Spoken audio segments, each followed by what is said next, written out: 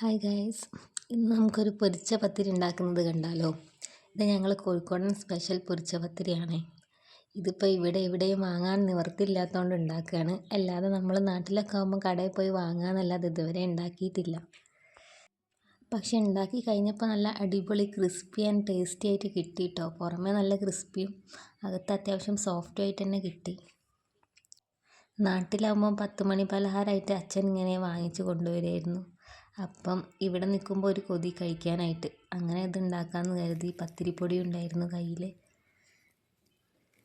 കുഞ്ഞി പത്തിരിയായിട്ട് ഉണ്ടാക്കിയതുകൊണ്ട് ഈ സമൂക്കും നല്ല ഇഷ്ടമായി. അവളും ഒരു സ്നാക്സ് പോലെ അത് കഴിച്ചു.